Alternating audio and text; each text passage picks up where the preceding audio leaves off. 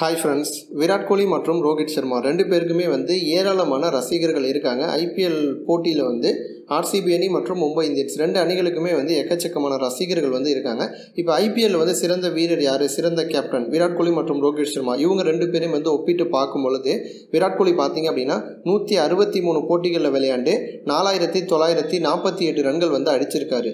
அதுவே ரோஹித் சர்மா 173 போட்டிகளில் விளையாண்டு 4493 ரன்கள் அடிச்சிருக்காரு.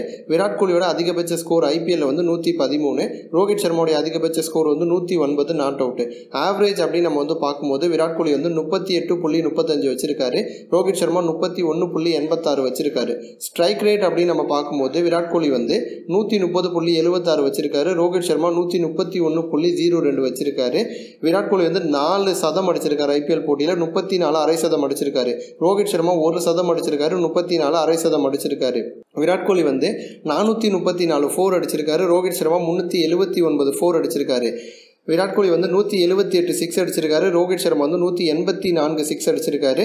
விராட் கோலி பார்த்தீங்க அப்படின்னா ஐபிஎல்ல ஒரு சீசனில் 400 ரன்களுக்கு மேலே அடித்தது பார்த்தீங்கன்னா 3 முறை அடிச்சிருக்காரு.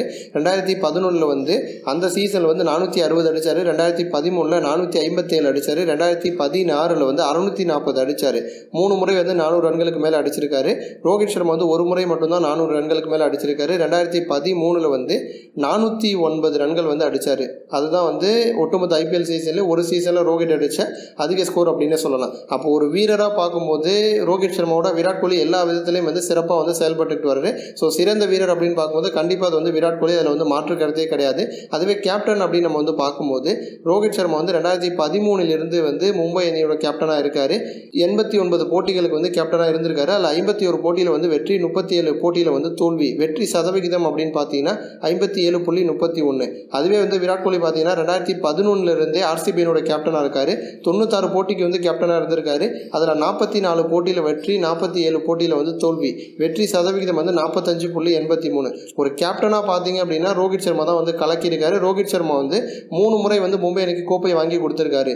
அதுவே ஆர்சிபி அணியோட பெஸ்ட்டான இடம் அப்படின்னு நம்ம பார்க்கும்போது 3 முறை பார்த்தீங்க அப்படின்னா ஆர்சிபி அணி ரன்னர், அதாவது ஃபைனல் போட்டிக்கு போயிட்டு அதில் தோற்றுருப்பாங்க. மற்றபடி ஒரு முறை கூட கப்பு வாங்கினது கிடையாது. ஸோ சிறந்த வீரர் யார் அப்படின்னா கண்டிப்பாக அது விராட் கோலி தான். அதுவே சிறந்த கேப்டன் யார் அப்படின்னா கண்டிப்பாக அது ரோஹித் சர்மா தான்.